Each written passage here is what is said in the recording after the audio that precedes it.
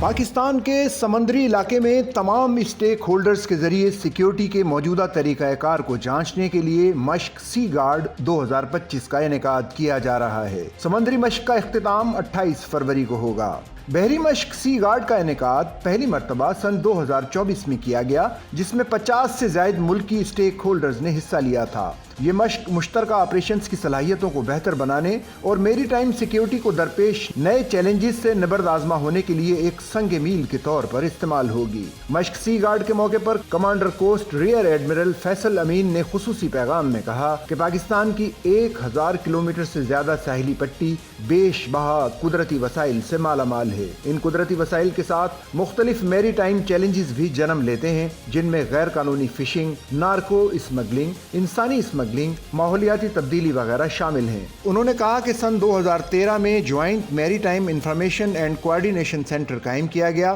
تاکہ میری time domain کے تمام اسٹیک ہولڈرز کو ایک پلیٹ فارم فراہم کیا جا سکے۔ موجودہ دور میں میری ٹائم سیکیورٹی انتہائی اہمیت اختیار کر چکی ہے، کیونکہ عالمی معیشت کا زیادہ تر انحصار سمندری تجارت پر ہے۔ دنیا اس وقت بڑی معاشی تبدیلیوں سے گزر رہی ہے اور تجارتی ٹیرف ایک بڑا چیلنج بن کر سامنے آیا ہے۔ سمندری تجارت کا تحفظ تمام اقوام کی اجتماعی ذمہ داری ہے اور ایک طاقتور بحریہ ہی سمندری راستوں کو محفوظ بنا سکتی ہے۔ پاک بحریہ علاقائی سلامتی اور عالمی امن کے لیے کلیدی کردار ادا کر رہی ہے۔